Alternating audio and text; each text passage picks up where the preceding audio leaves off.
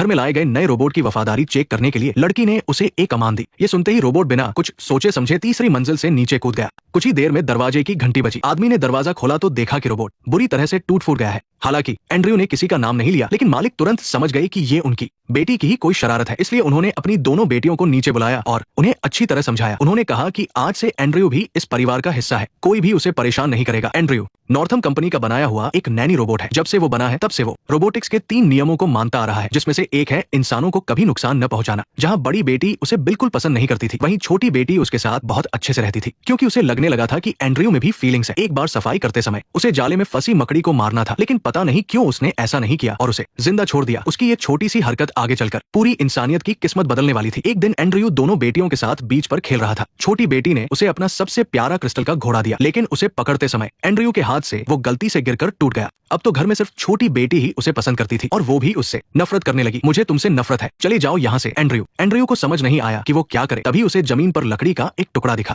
उसके दिमाग में एक कमाल का आइडिया आया। घर लौटकर उसने लकड़ी के काम से जुड़ी ढेरों किताबें पढ़ी। जल्द ही छोटी बेटी के कमरे में लकड़ी का एक छोटा सा घोड़ा रखा था। अपने हाथ में उसे देखकर वो हैरान रह गई। वो तुरंत भागकर किचन में काम कर रहे एंड्रयू के पास गई। ये अब तक का सबसे प्यारा तोहफा है, मुझे आपकी सेवा करके बहुत खुशी हुई, प्लीज मेरे साथ आओ। इसके बदले छोटी बेटी ने उसे अपना खिलौना गिफ्ट कर दिया। ये पहली बार था जब एंड्रयू को किसी इंसान से कोई गिफ्ट मिला था और यहीं से उन दोनों की दोस्ती हो गई। मालिक ये देखकर हैरान थे कि एक रोबोट खुद से कोई कलाकारी कैसे कर सकता है। उसकी बनाई चीज किसी भी आर्टवर्क से कहीं ज्यादा सुंदर थी, लेकिन उनकी पत्नी को ऐसा नहीं लगता था। उन्हें लगा कि एंड्रयू ने पक्का ये डिजाइन इंटरनेट से कॉपी किया है, लेकिन एंड्रयू अपनी बात पर अड़ा रहा कि उसने ये खुद डिजाइन किया है और एक रोबोट कभी इंसानों से झूठ नहीं बोलता। अब उन दोनों को भी उस पर यकीन करना ही पड़ा। रात में मालिक किताब पढ़ रहे थे कि तभी घर में कोई सुरीला गाना बजने लगा। वो आवाज का पीछा करते हुए बेसमेंट में गए और देखा कि एंड्रयू ने न सिर्फ ग्रामोफोन को ठीक कर दिया था, बल्कि वो इंसानों की तरह मगन होकर गाने भी सुन रहा था। वो ये सब देखकर पूरी तरह से दंग रह गए कि एंड्रयू तो इंसानों की तरह बिहेव कर रहा है। अगले दिन मालिक एंड्रयू को लेकर नॉर्थम रोबोट कंपनी गए और उन्हें सारी बात बताई। उन्होंने पूछा कि क्या उनके बाकी रोबोट भी इतने ही एडवांस है, लेकिन वहाँ का मैनेजर हकलाते हुए बोला कि जरूर इसके प्रोग्राम में कोई खराबी आ गई है। उसने कहा कि वो उन्हें पूरे पैसे रिफंड कर देगा या नया रोबोट दे देगा, बस शर्त यह है कि वो ये बात किसी को न बताए। बदले में वो उन्हें और भी पैसे देने को तैयार था, लेकिन जब मालिक को पता चला कि कंपनी एंड्रयू को तोड़कर उस पर रिसर्च करेगी तो उन्होंने तुरंत मना कर दिया। ये हमारे परिवार का हिस्सा है और तुम उसे महज एक मशीन समझ रहे हो। हम यहाँ से जा रहे हैं, चलो। एंड्रयू प्लीज एक बार और सोच लीजिए। मार्क सर, एंड्रयू को लेकर हमारी बात तो सुनिए, कीमत की कोई बात नहीं है। वापस लौटते समय मालिक ने एक फैसला लिया। उन्होंने एंड्रयू का काम कम करने का सोचा ताकि उसके पास नई चीजें सीखने और बनाने का ज्यादा समय हो, और अब से हर रात वो उसकी क्लास भी लेंगे। वो एंड्रयू को ऐसी चीजें सिखाना चाहते थे जो उसके सिस्टम में नहीं थी। तुम बहुत खास हो, एकदम अलग। नॉट श्योर रोबोटिक्स को चुनने के लिए शुक्रिया। मुझे लगता है कि तुम्हें आगे बढ़ने में मदद करना मेरी जिम्मेदारी है। तुम क्या कर सकते हो ये मैं भी नहीं जानता। देखो, इंसानों के लिए समय बहुत सीमित है, लेकिन तुम्हारे लिए समय का मतलब कुछ और ही है। तुम्हारे पास तो अनगिनत समय है, कभी खत्म न होने वाला। इसके बाद एंड्रयू और छोटी बेटी की दोस्ती और गहरी हो गई। वो जहां भी जाते हमेशा साथ ही रहते। छोटी बेटी के लिए एंड्रयू अब बहुत खास बन गया था। पहली क्लास में मालिक ने एंड्रयू को जिंदगी की शुरुआत के बारे में बताया और उसे समझाया कि जिंदगी और मौत क्या होती है। लेकिन जब उसे पता चला कि करोड़ों जीवों की जिंदगी एक सीमित समय के लिए होती है तो उसे बहुत दुख हुआ। कभी कभी वो देखता कि मालिक अपनी पत्नी को खूब हंसाते हैं। इंसानों के इस तरह अपनी भावनाएं जताने के तरीके से वो बहुत हैरान होता था। इसलिए उसने भी छुपकर कुछ जोक सीख लिए। कैंसर वाला एक आदमी हाईवे पर गाड़ी चला रहा था। उसकी पत्नी ने कॉल किया। वो बोली, डार्लिंग मैंने सुना है कोई हाईवे पर रॉन्ग साइड चला रहा है। वो बोला, एक नहीं, यहाँ तो सैकड़ों है। क्या चीज चमगादड़ की तरह बदबू करती है। इंसान के शरीर को पक्का किसी इंजीनियर ने डिजाइन किया होगा, क्योंकि उसने कचरे के डब्बे को टूरिस्ट स्पॉट के एकदम पास बना दिया है। ठीक है, लेकिन हम इसकी टाइमिंग के बारे में बात करना चाहते हैं। जब भी खाली समय मिलता तो एंड्रयू छोटी बेटी के साथ पियानो बजाना सीखता। दोनों साथ में सीखते और साथ में आगे बढ़ते। पियानो की उन धुनों के बीच धीरे धीरे समय बीतता गया। एंड्रयू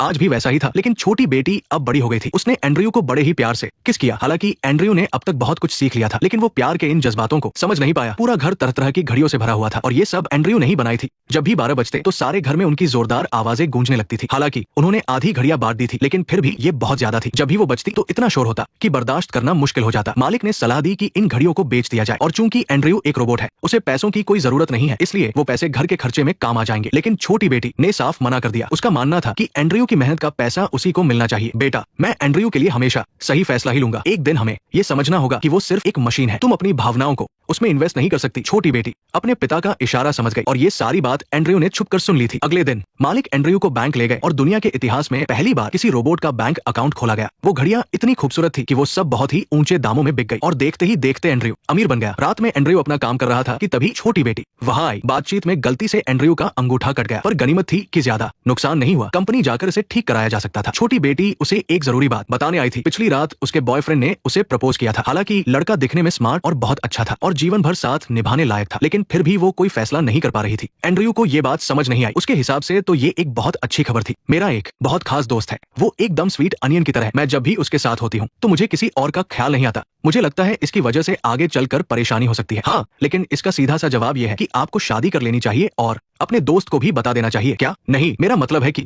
हमारे बीच कोई रिश्ता मुमकिन ही नहीं है। सच में मुमकिन नहीं है, ऐसा कभी नहीं होगा। छोटी बेटी को लगा कि एंड्रयू उसके दिल की बात समझ जाएगा, लेकिन एंड्रयू तो उसकी बातों का मतलब ही नहीं समझ पाया। जिस दोस्त की वो बात कर रही थी वो एंड्रयू ही था। सही बात है, वो आखिर था तो एक रोबोट ही ना। ये बात सोचकर छोटी बेटी मुस्कुरा उठी। अब छोटी बेटी को अपने सवाल का जवाब मिल चुका था, लेकिन फिर भी वो चाहती थी कि एंड्रयू सूट पहनकर उसकी शादी में शामिल हो। मालिक एंड्रयू की उंगली ठीक कराने के लिए उसे नॉर्थम कंपनी ले गए। कंपनी वाले कुछ गड़बड़ न कर दें, इसलिए उनके साथ एक वकील भी आया था ताकि वो इस बात की गारंटी ले सके कि मशीन ठीक करते समय कोई दूसरी दिक्कत न आए, वरना नॉर्थम कंपनी को बहुत बड़ा हर्जाना भरना पड़ेगा। जब सारी बातें पक्की हो गई तो अचानक एंड्रयू ने एक शर्त रखी। उसने कहा कि उंगली ठीक करने के साथ साथ क्या वे उसके चेहरे को ऐसा बना सकते हैं कि वो भी अपने चेहरे पर इंसानों की तरह भाव ला सके, ताकि वो भी अपनी फीलिंग्स और भावनाओं को जता सके। खुशकिस्मती से कंपनी ने इस टेक्नोलॉजी पर पहले से ही काम किया हुआ था। एक्सप्रेशन होने से शरीर और भी अच्छा दिख सकता है, लेकिन बदकिस्मती से लोगों के दबाव में आकर कंपनी को इसे लॉन्च करने का फैसला बदलना पड़ा और इस फीचर का खर्च भी बहुत ज्यादा था। मैनेजर ने बिल निकाला। उसे लगा कि इतना बिल देखकर मालिक पीछे हट जाएंगे। ये मेरी हर महीने की सैलरी है। मैं हर साल 10 करोड़ कमाता हूँ, जो बुरा नहीं है। पिछली बार जब तुम आए थे तो तुम्हारा नाम क्या था? Real estate. Real estate. जल्द ही छोटी मालकिन की शादी का दिन आ गया। फादर ने शादी की कस्में पूरी करवाई और दोनों ने एक दूसरे को प्यार से किस किया। इसके बाद सबकी दुआएं लेते हुए वे धीरे धीरे बाहर की तरफ बढ़े और भीड़ के आखिर में एंड्रयू एक शानदार सूट पहने छोटी मालकिन के सामने खड़ा था। एंड्रयू को देखकर छोटी मालकिन भी दिल से बहुत खुश थी, लेकिन पता नहीं क्यों एंड्रयू को अंदर ही अंदर थोड़ा दुख महसूस हो रहा था। उस रात उसने और मालिक ने रात भर शादी का वीडियो देखा। जैसे जैसे बेटियां एक एक करके शादी करके जा रही थी, मालिक को वक्त के बदलने का एहसास हो रहा था, लेकिन एंड्रयू के लिए वक्त हमेशा एक सा था। उसे बिछड़ने के दर्द का कोई अंदाजा नहीं था और न ही वो उन खूबसूरत यादों को समझ सकता था जो दिल में बस जाती है। वक्त बीतता गया और देखते ही देखते 12 साल बीत गए। छोटी मालकिन के अब 2 बच्चे थे, लेकिन उनका बड़ा बेटा रॉय एंड्रयू से हमेशा नफरत करता था। छोटी मालकिन के बार बार समझाने के बावजूद रॉय अपनी ही चलाता था। मैं एंड्रयू से माफी मांगता हूँ, मैं उससे माफी बिल्कुल नहीं मांगूंगा। एंड्रयू अभी भी थोड़ा गुस्से में था। अब वो पहले की तरह एक बेजान मशीन नहीं था, बल्कि उसमें इंसानों जैसी भावनाएं आ गई थी। एंड्रयू अभी भी थोड़ा गुस्से में था। अब वो पहले की तरह एक बेजान मशीन नहीं था, बल्कि उसमें इंसानों जैसी भावनाएं आ गई थी। इन सालों में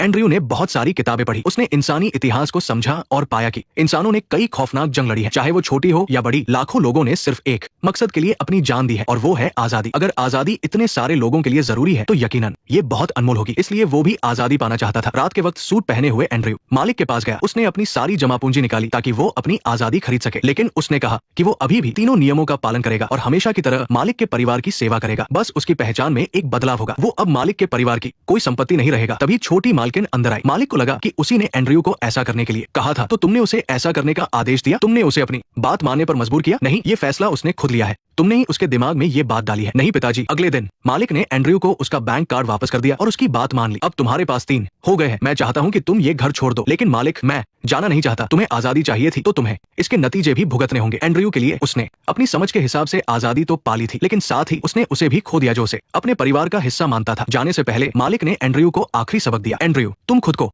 कोई चीज मत समझना। एंड्रयू ज्यादा दूर नहीं गया था। उसने समंदर के किनारे अपना एक घर बनाया जहाँ छोटी मालकिन अक्सर आया करती थी। वक्त पानी की तरह बहता गया और देखते ही देखते कई साल गुजर गए, जब तक कि एक दिन छोटी मालकिन के आने से वहाँ की शांति नहीं टूटी। वो अपने पिता की आखिरी इच्छा बताने आई थी, जो मरने से पहले एंड्रयू को देखना चाहते थे। मालिक अब पूरी तरह बूढ़े हो चुके थे। तुम्हें दोबारा देखकर बहुत खुशी हुई। तुम्हें भी देखकर बहुत खुशी हुई एंड्रयू। काफी वक्त बीत गया। हाँ मालिक, मुझे लगता है कि मैं गलत था। तुम बिल्कुल गलत नहीं थे। मेरी बात का विरोध मत करो। तुमने अपनी आजादी चुनकर सही किया था। मुझे खुशी है कि तुमने ऐसा किया। शुक्रिया एंड्रयू, तुम हमारे लिए बहुत अच्छे थे। ये मेरा सौभाग्य था। मालिक के गुजर जाने के बाद एंड्रयू के मन में एक ख्याल आया। वो अपने जैसों को खोजना चाहता था ताकि वो अपनी मंजिल समझ सके। उसे पूरा यकीन था कि उसके जैसे और भी रोबोट जरूर होंगे। इस दौरान छोटी मालकिन का उनके पति से तलाक हो चुका था और उनका बेटा एक वकील बन गया था। एंड्रयू को उम्मीद थी कि रॉय नॉर्थम कंपनी पर केस करने में उसकी मदद करेगा ताकि वो सभी रोबोट्स की जानकारी दे सके, लेकिन रॉय मदद नहीं करना चाहता था। वो बचपन की तरह आज भी एंड्रयू को पसंद नहीं करता था। एंड्रयू, तुम क्या करोगे अगर मुझे इन सभी रोबोट्स की जानकारी मिल भी जाए? मैं उन सबको खोज निकालूंगा। और बस इसी तरह एंड्रयू अपने जैसों को ढूंढने के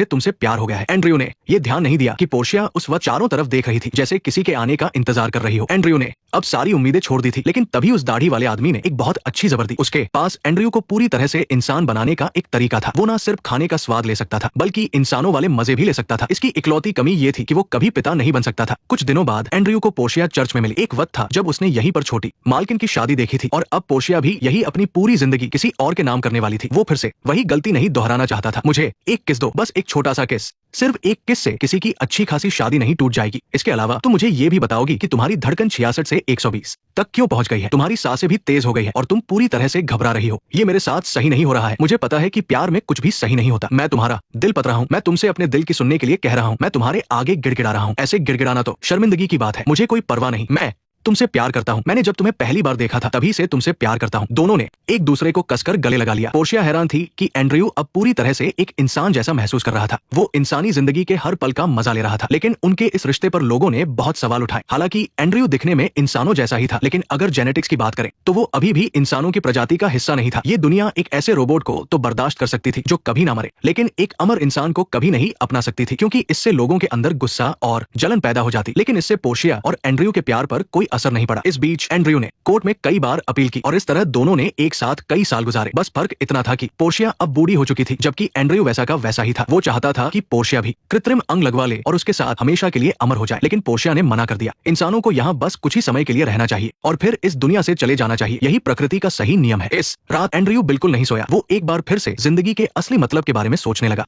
उसे ऐसा लगा जैसे उसके मालिक अभी भी उसके पास ही खड़े हों। एंड्रयू अब इस कभी न खत्म होने वाले अकेलेपन को और नहीं सहना चाहता था। इसलिए उसने एक बड़ा फैसला लिया। दाढ़ी वाले आदमी की मदद से उसने अपने शरीर में इंसानी खून चदवाया ताकि वो भी बूढ़ा हो सके। अब एंड्रयू पूरी तरह से एक इंसान बन चुका था। जब वो दोबारा कोर्ट पहुंचा तो वो काफी बूढ़ा हो चुका था। मैं एक रोबोट हूँ, मैं हमेशा के लिए जिंदा रह सकता हूँ, लेकिन आज मैं आप सबको बता दूं, मुझे मरने में ज्यादा खुशी होगी। लेकिन क्योंकि ये केस बहुत उलझा हुआ और विवादों से भरा था, इसलिए उन्होंने फैसला सुनाने के लिए थोड़ा समय मांगा। बाहर निकलते वक्त एंड्रयू ने अपनी आंखों से एक गर्म आंसू छलकते हुए महसूस किया। एंड्रयू और पोर्शिया एक साथ आखिरी फैसले का इंतजार कर रहे थे। लंबी चर्चा के बाद वर्ल्ड कोर्ट ने आखिरकार ऐलान किया कि एंड्रयू इतिहास का सबसे ज्यादा जीने वाला इंसान है और उन्होंने एंड्रयू और पोर्शिया की शादी को भी मान लिया। लेकिन जब पोर्शिया ने एंड्रयू की तरफ देखा तो पाया कि वो दुनिया छोड़कर जा चुका था। किसी को नहीं पता कि एंड्रयू ने वो फैसला सुना या नहीं। पोर्शिया ने नर्स को मशीन बंद करने का आदेश दिया। वो नहीं चाहती थी कि एंड्रयू को उसका ज्यादा इंतजार करना पड़े। नर्स ने पहले तो थोड़ा संकोच किया, लेकिन फिर उसने पोर्शिया की बात मान ली। शायद ये कुछ अलग था, पर अब कौन जानता है। मैं तुमसे प्यार करती हूँ, तुम्हें ये बात अच्छे से पता है। मैं तुमसे प्यार करती हूँ। नेक्स्ट पार्ट देखने के लिए वीडियो को लाइक करो।